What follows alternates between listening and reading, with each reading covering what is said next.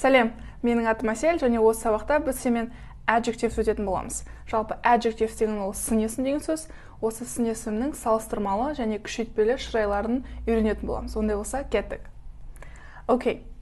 Ең алдымен сын есім деген ол не? Ол заттың, бір нәрсенің белгісін, қасиетін, сапасын, сипатын, көлемін, салмағын, түсін білдіретін сөз табы. Яғни ол what, яғни қандай, what kind of, қандай деген сұрақтарға жауап береді. Мысалы, beautiful girl, сұлу қыз. Girl деген бұл жерде зат есім, subject, ал beautiful деген бұл жерде adjective, сын есім. Қандай қыз деп тұрмыз, иә? Beautiful, сұлу. Okay. The other example, black dress, қара көйлек. Dress, subject, black, it's adjective, which means the color. Яғни қандай көйлек, қара көйлек. Okay. Now let's talk about comparative and superlative forms of adjectives. Енді біз күшейтпелі және салыстырмалы шырайларына қарайық. Мысалы, бұл жерде сіз Алиді көріп тұрсыз, және оның атасы Ali and his grandfather. Ali is young. Ali ол жас.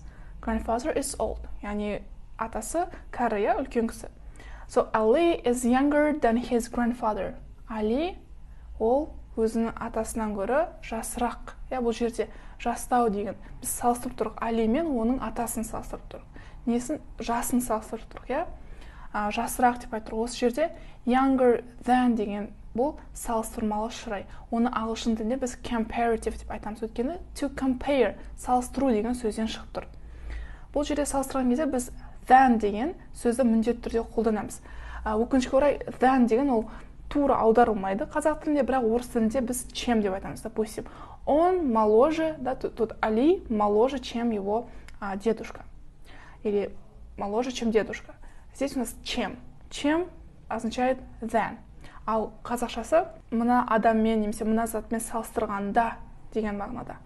Than деген. Okay? Okay, now the next example about teddy bear. Келесі мысал ол Тедди аю туралы. Бұл жерде 3 аюды көріп тұрсыз. Ең біріншісі a big teddy bear. Үлкен Тедди аюы, келесі одан үлкенірек. Дұрыс қой? Соны біз bigger деп айтамыз. Ал келесі үшіншісі ол одан да үлкен, иә? Демек осы үшеуінен ең үлкені үшінші аю болып тұр. Оны біз the biggest деп айтамыз. So, bigger it's a comparative adjective, the biggest it's superlative adjectives. Енді осындай салыстырмалы және күшейтпелі шырайларды қалай жасауға болады? Ағылшын тілінде бізде жалпы сын есімдер бір буынды болып келеді немесе одан көп болып келеді. Мысалы tall. Tall деген ол бір буынды. Яғни сіз біледі, tall дейсіз болды. Ал мысалы beautiful деген beautiful 3 буынды. Мысалы expensive, солай секілді, яғни бірнеше буын. Демек, tall деген ол ұзын деген сөз. Егер біз мысалы салыстыратын болсақ, ол кезде біз taller деп айтамыз. Сонда ER жұрнағын қосу арқылы біз салыстырамыз. Біріншісі, екіншісінен ұзынырақ деген кезде біз міндетті түрде сын есімге ER деген жалғауын жалғаймыз. Okay? Ал егер біз ең ұзын деп айтқымыз келсе, онда біз EST деген жалғауды жалғайды екенбіз. Сонда the tallest болады. Және келесі ереже ең маңызды ол егер біз күшейтпелі шырайда міндетті түрде the артиклін қолданамыз. Мысалы the tallest, the most expensive деген секілді, окей? Енді келесі сөзде ол expensive, ол жерде көп буынды сын есім. Ондай кезде біз ER-ды жалғамаймыз, ондай кезде басқа ереже бар. Біз more деген сөзді сын есімнің алдына қоямыз. Сонда егер біз мына заттан қымбатырақ деп айтқымыз келсе, онда more expensive деп айтамыз. Okay? Ал егерге ең қымбат деп айтқымыз келсе, онда the most деп айтамыз. The most expensive, ең қымбат. Келесі ерекше жасалатын сын есімдерді қарап шығайық.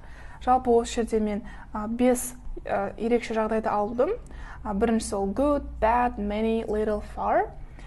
Good деген ол жақсы деген сөз. Егер біз жақсырақ деп айтатын болсақ, біз оған ER-ды қоспаймыз. Бұл бізде ерекше жасалатын дегендіктен ол өзгеріп кетеді.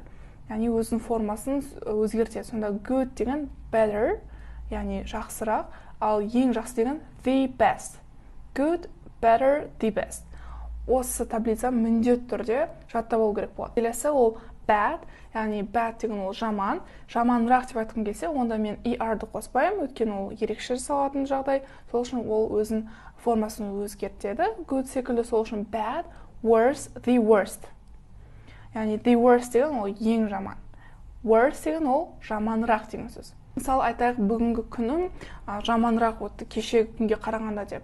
Today I had worse day than yesterday. Иә, солай айтамыз. Немесе айтайық керісінше, бүгін менің күнім жақсы өтті кешеден көрі. Today I had better day than yesterday. Ал егер айтқым келсе, бүгін ең күшті күн болды. Бұл кезде today I had the best day. Okay? Енді many деген бар, ол көп деген сөз. Many, more, the most. Яғни көп, көбірек, ең көп. Little, less, the least. Аз, азырақ, ең аз. Far, farther, немесе further, the farthest, the furthest. Бұл деген сөз алыс, алысырақ, ең алыс. Окей, бір мысалды талдай. My English is gooder than his. Олай айтпаймыз, иә, өйткені gooder деген сөз жоқ. Біз білеміз, good деген ол бір буынды сын есім болса да, бұл ерекше жасалатын сын есім, сондықтан біз оны формасын өзгертеміз. Яғни ең дұрысы my English is better than his. Менің ағылшыным оған қарағанда жақсырақ. Бұл жерде салыстырып тұрық. Okay? Осымен сабағымыз аяқталды. Міндетті түрде үй жұмысын орындап, жаттығулар жасаңыздар. Келесі сабақта кездескенше. Bye!